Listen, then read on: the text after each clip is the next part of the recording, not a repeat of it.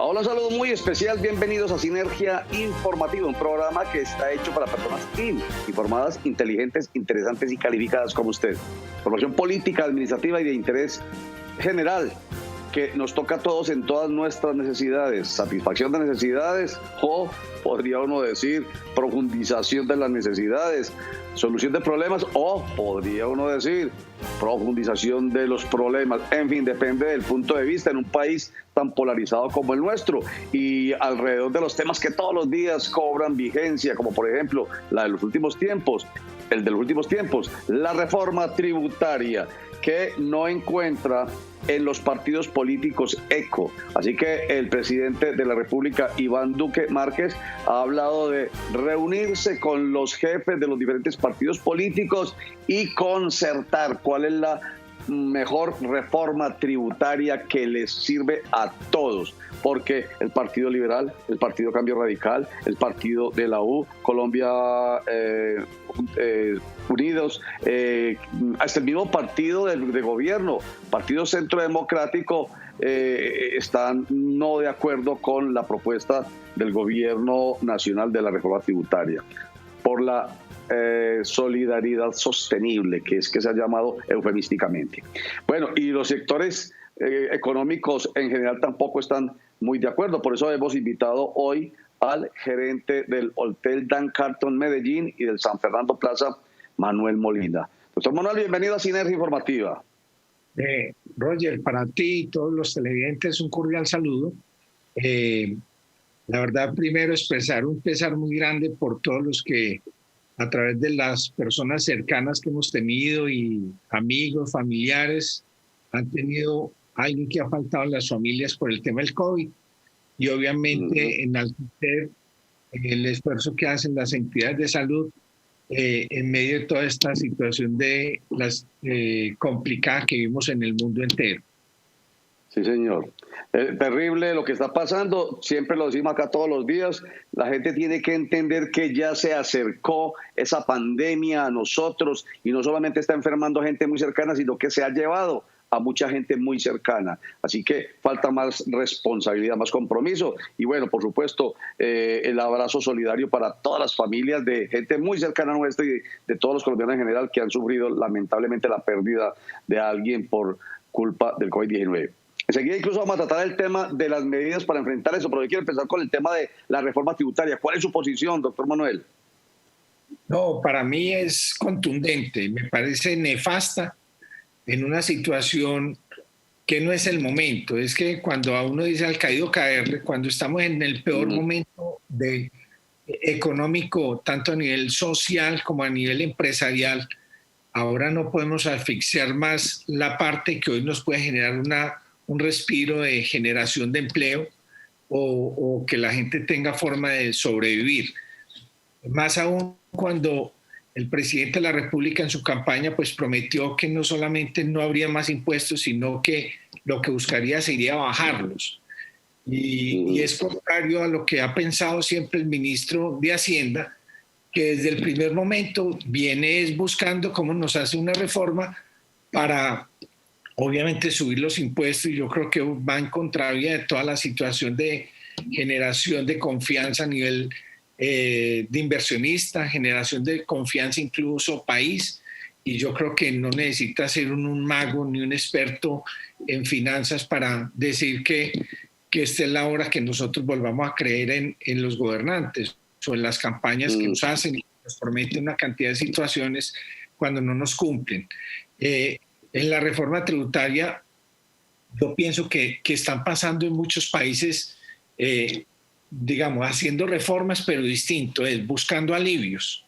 Están muchos países haciendo reformas, pero buscando cómo adelgazan en algún momento dado el tema del Estado, cuando hay de alguna manera situaciones que permite de alguna manera optimizar la situación de lo que es la estructura del Estado. Muchos países también están lo que están buscando es renegociar las deudas a más largos plazos, a 10, 20, 30 o hasta 50 años en un momento dado, Entonces yo creo que nosotros también podríamos hacer ese ejercicio. También que seamos claros, siempre que hablamos de corrupción, nosotros decimos que el ataque a la corrupción equivaldría a más de 3, 4 o 5 reformas tributarias. Entonces yo digo, ¿por qué no atacan mucho más de fondo lo que es la corrupción? Y adicionalmente a eso, Roger, pues yo pienso que digamos, no nos dicen la realidad del desempleo. Una cosa es las estadísticas que saca el gobierno, los gobiernos locales, pero también es las personas que eran independientes. Cuando vas a mirar el desempleo en una forma desbordada. Y si te van a poner más impuestos, lo que van es en contravía a lo que quieren buscar las empresas que queremos de alguna manera ayudar el pro país. Pero bueno, lo cierto es que, perdón, doctor Manuel, pero lo cierto es que sí se necesita, para que seamos también muy ponderados, sí se necesita una reforma tributaria, porque hay un déficit fiscal, porque tenemos una pandemia que durante el año 2020 obligó al gobierno a meterse la mano al bolsillo para poder apoyar un montón de familias que estaban en una situación bien complicada, incluso algunas empresas mediante algunos de los programas gubernamentales, y eso obviamente pues hizo más hueco fiscal, y fuera de eso, para poder continuar sosteniendo o apoyando solidariamente a tantas familias en medio de esta pandemia que no tiende a bajar, sino que al contrario nos tiene un tercer pico muy tenebroso, pues obviamente se necesita dinero. De ahí pues el nombre, que me parece un poco eufemístico, pero eso es para discutirlo bien detenidamente, el de la reforma a la solidaridad sostenible. En fin, usted que sabe de cifras, sabe que sí es necesaria la reforma tributaria. No, yo particularmente pienso todo lo contrario, Roger. O sea, con seguridad que en un momento dado cualquier reforma cabe, pero también cabe el porqué. Eso es como cuando en una casa usted tiene conductor, tiene 2 señoras del servicio, tiene de alguna manera jardinero, está yendo 3, 4, 5 veces a un viaje de paseo al exterior, está organizando salidas a comer afuera o lo que sea. La reforma que tiene que hacer es cómo usted adelgaza todos esos gastos y decir, no puedo tener jardinero, no puedo tener conductor, no puedo viajar 5 veces al exterior. Es primero que hagan una reforma de adelgazar el Estado. Eso es lo primero. Lo segundo, antes, cuando muchos países están buscando alivios para que el consumo no se vaya a ir a pique, lo que están buscando es de alguna manera cómo el consumo vuelve a aumentar, y de alguna manera eso no se hace una reforma creando más impuestos, porque lo que hace es quitarle más opción de recurso a la gente. Lo otro es que cuántas situaciones de corrupción o del narcotráfico cogen. Nosotros todos los ciudadanos de a pie nos preguntamos dónde quedan esos dineros. Si muchas veces cogen miles y miles de millones de corrupción o de narcotráfico, ¿dónde quedan esos dineros? Entonces, ¿qué hacen si muchas veces uno se queda aterrado con esas cuantías?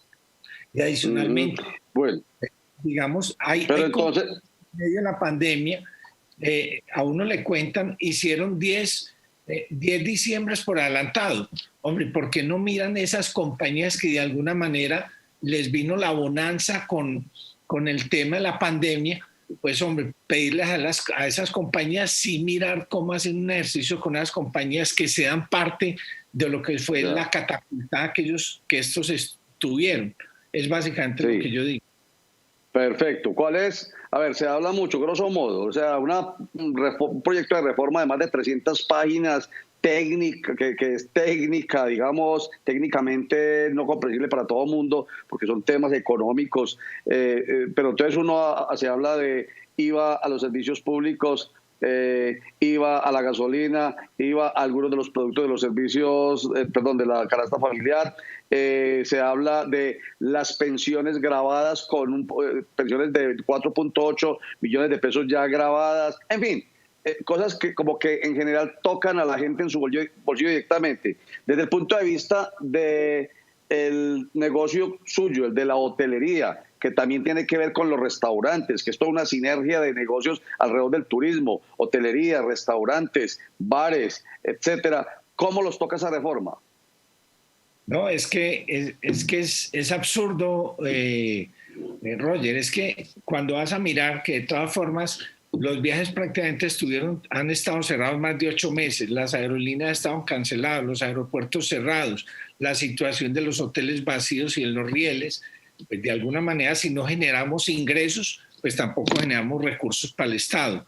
Y parte de eso se da es porque usted cuando le recorta la opción a la gente que tenga una mayor opción del consumo o de la demanda, pues automáticamente menos demanda, menos consumo, menos ingresos y menos impuestos. Entonces, lo que vamos es en contrario a lo que están haciendo muchos países en el mundo, y yo creo que uno en eso necesita ser es práctico. Y por eso usted se pone a analizar, cuando cierran algún país, digamos, de Europa, de Estados Unidos, y que mandan un subsidio, usted sabe que buscan con los subsidios. Buscan con los subsidios que le da a la gente que en ese momento deja de trabajar, es que el consumo no pare, porque el consumo es la reactivación de toda la economía. Entonces, yo no soy economista, pero soy práctico. Y en la medida que nosotros, digamos, le quitemos más recursos a la gente, automáticamente más se aprieta el Estado. Y más más difíciles, es que en los momentos más difíciles es cuando uno tiene que apoyar más a la gente. O sea, digamos, hay una frase que es muy dura que dicen, tanto se ve como empresarial o como a nivel personal. La mejor forma de ayudar a los pobres, lo dicen los grandes empresarios del mundo, la mejor forma de ayudar a los pobres es en no convertirnos en uno más de ellos. O sea, mientras menos pobres hayan, mucho más estabilidad de Estado en cualquier parte del mundo. Y aquí estamos. Muy bien. Perfecto. Y esto me lleva a otro elemento, para ir redondeando ya, me lleva a otro elemento que tiene que ver con ese círculo virtuoso, vicioso que usted sugiere, Manuel Molina, gerente de los hoteles Dan Carton Medellín y San Fernando Plaza. Y es la pandemia que obliga a los gobiernos a hacer algo, y ese algo que se hace es, por ejemplo, los toques de queda y las leyes secas y todas las restricciones necesarias para que la gente sea juiciosa, porque voluntariamente no lo es. Entonces, vuelvo y digo, un círculo vicioso, al caído caerle. Eso los afecta mucho a ustedes, me imagino, estas medidas que están tomando y las que se están pidiendo, que sean de 14-14, por ejemplo, lo pide Asmedas, o 7-7, o sea, 7 días cerrados o 14 días seguidos cerrados, confinados como el año pasado. No, ya eso en el mundo está demostrado que esas no son las soluciones. O sea, mire, hay una frase del maestro Séneca que dice, ningún viento es bueno para un barco sin dirección. Y hay otra frase que a uno le enseñan es, digamos, la mejor forma de no perder el norte es hacer una planeación. ¿Qué nos ha faltado a pesar de lo difícil de lo que les ha tocado enfrentar a nuestros gobernantes? Es básicamente que no hemos hecho una planeación a mediano o a largo plazo. Todo es improvisado. A mí que no me digan, con el perdón de todos, Roger, que lo que aquí catapultó la multiplicación final de la pandemia fue esa improvisación de ese toque de queda a las 6 de la tarde, cuando hubo gente nuestra que salió a las 4 de la tarde y llegó a las 10 de la noche, cuando hubo gente desesperada recogiendo en todas partes países para las fincas, sin ningún nivel de protección ni de salubridad, cuando el metro colapsó, cuando los transportes públicos colapsaron, cuando no había un solo taxi. Entonces yo lo que digo es, con todo eso difícil y esperando que salgamos de esta coyuntura, de esta crisis, yo tal vez en enero le decía a algunos funcionarios, tanto de gobernación, de alcaldía y uno o dos concejales, les pedía que por qué no hacíamos un tema a mediano plazo. Yo les proponía, hombre, ¿por qué no hacemos en el área metropolitana los estudios de colegios y universidades virtuales hasta el 30 de junio? Que fueran pico y cédula total hasta el 30 de junio para todos los supermercados, que los empleados públicos organizados hasta el 30 de junio si quieran unos turnos hasta las 3 de la tarde, que los toques de queda fueran permanentes hasta hasta el 30 de junio de 11 de la noche a 5 de la mañana, que buscáramos de alguna manera también otros sectores que se pudieran unir, como la construcción, que salieran todos a las 4 de la tarde. Si hubiéramos hecho una planeación, que una vez que salgamos de esta coyuntura, de esta crisis, que más bien hagamos un tema a mediano plazo, hombre, yo creo que les ayudamos a todos, a las entidades de salud, a la situación de las familias, porque es una situación dura la que está viviendo. Pero aparte de eso, más planeado, mejor dicho, más planeado. En fin, se me acabó el tiempo, Manuel Molina, qué pena. Un último comentario cortico. Pero mire, hoy, digamos, estados como la Florida están donando vacunas para el mundo. Hoy la Unión Europea acaba de comprar 1.600 millones de vacunas para dentro de 2 años más. O sea, la gente, allá están planeando y hay otros países que le están sobrando las vacunas que nosotros podemos acceder a ellas. Entonces yo creo que también es el momento que entre todos empujemos y ayudemos. Es básicamente lo que yo digo. Perfecto. Muy claro, Manuel Molina, gerente del Hotel Dan Carlton Medellín y San Fernando Plaza. Muchas gracias por sus comentarios, nos ayudan a entender lo que está pasando, no solamente alrededor de la reforma tributaria, sino el tema de la pandemia y los efectos en el sector económico y, por supuesto, en el empleo y en la vida de todos los medellinenses, antioqueños y colombianos. Muchísimas gracias y mucha suerte, Manuel Molina. Y mucha suerte, que Dios nos bendiga y nos bendiga a todos. Un abrazo. Así sea. Amén. Un corte para mensajes, ya regresamos. Aíslate si tienes síntomas. #vuélvete a cuidar. Área Metropolitana del Valle de Aburrá. Futuro sostenible.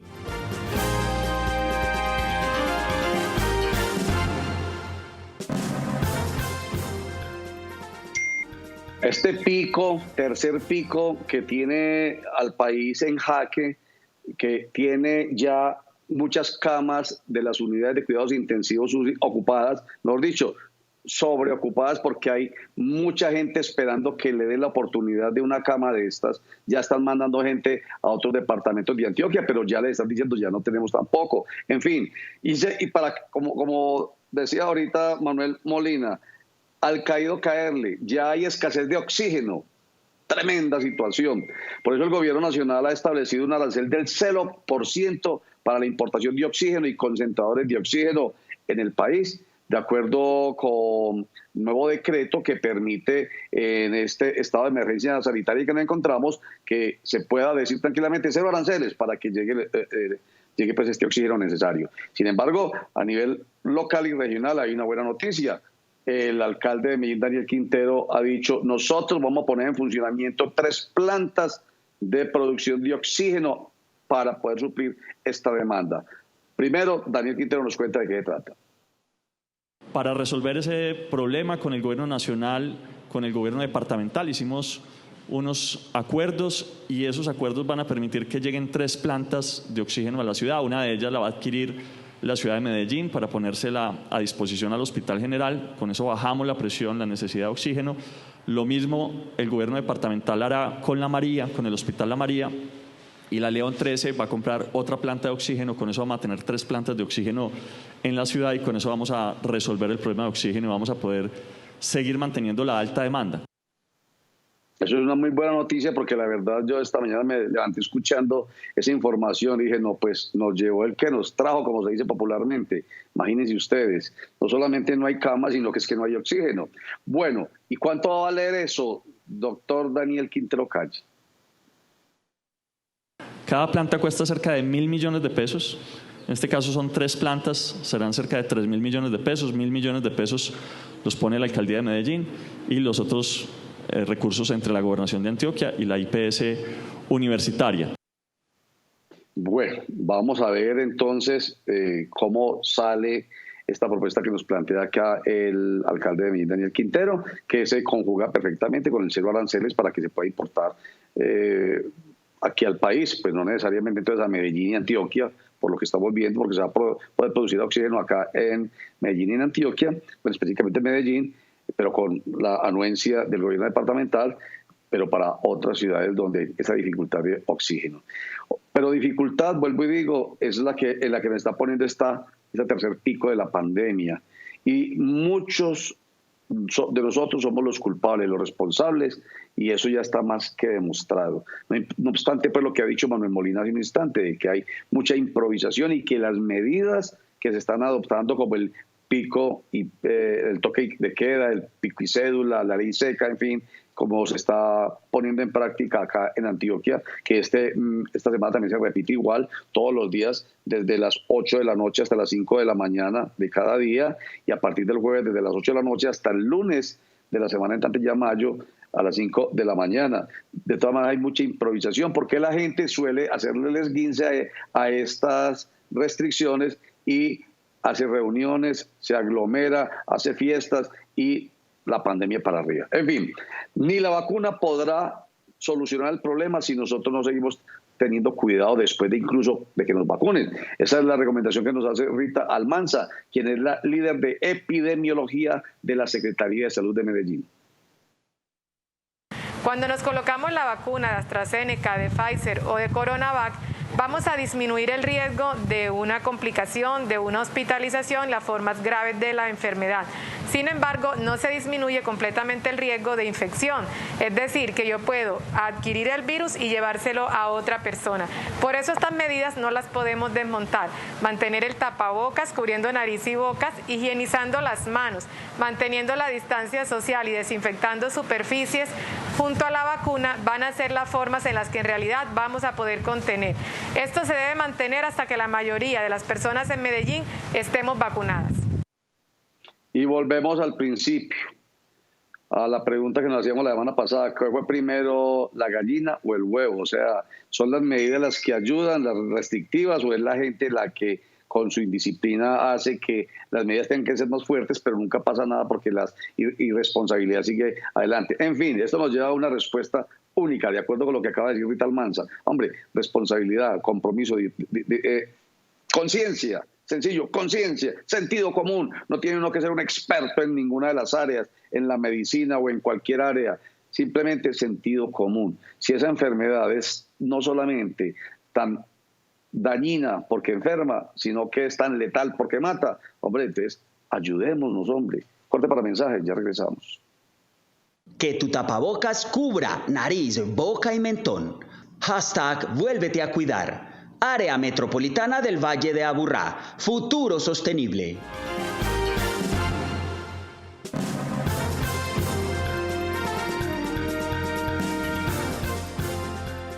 Bueno, recuerden que desde hace 2 años, 3 años, hemos venido diciendo que se están vulnerando los derechos humanos de las personas presuntas delincuentes, porque si no son vencidas en juicio, no son delincuentes, presuntas delincuentes que no pueden ser llevadas, por ejemplo, a una cárcel como el Buen Pastor o como Bellavista, sino que se quedan en centros de paso, que son la Fiscalía o la Estación de Policía. Entonces están hacinados todavía, están hacinados y obviamente allí se les vulneran todos sus derechos. Pues dice la Secretaría de la No Violencia de la ciudad de Medellín que el municipio ya está definido en ayudar a responder en la satisfacción de las necesidades de las personas privadas de la libertad en esta estación de policía. Juan Carlos Upegui, el secretario de la No Violencia, ¿cómo? Desde la Secretaría de la No Violencia queremos anunciarle a Medellín que tendremos un nuevo componente para la atención a la población privada de la libertad en centros de detención transitoria. Bajo este nuevo componente haremos un acompañamiento en salud, en atención psicológica y también acompañamiento jurídico. Para nosotros, desde el enfoque de justicia restaurativa, es muy importante velar para acompañar a la población privada de la libertad, sobre todo en las condiciones de hacinamiento en las que se encuentran actualmente, garantizar sus derechos y así poder avanzar en un proceso de resocialización exitoso. Maravilloso, ojalá sea así, porque no pierden los derechos, todos los derechos, las personas que son privadas de su libertad, aunque todavía no hayan sido condenados. Aún siendo condenados, no pierden sus derechos. Bueno, pierden derechos políticos, no pueden votar, por ejemplo, eso está claro, pero el resto siguen siendo ciudadanos colombianos o personas que hacen parte de un Estado social de derecho donde lo social los incluye a ellos como seres humanos que son a las que se les puede y se les debe ofrecer dignidad. Una última noticia bien importante es que la alcaldía de Sabaneta acaba de decir que va a asumir el 100% del costo de la inscripción de las pruebas Saber 11. Se van a beneficiar 581 estudiantes de las 8 instituciones educativas de este municipio del sur del Valle de Aburrá. Qué rico, todo lo que sea para estimular a los jóvenes, a los niños, niñas, adolescentes y jóvenes que estudien, maravilloso, hay que aplaudirlo. Recuerden, el COVID-19 enferma y mata, no es un cuento, es verdad. Muchas gracias, chao.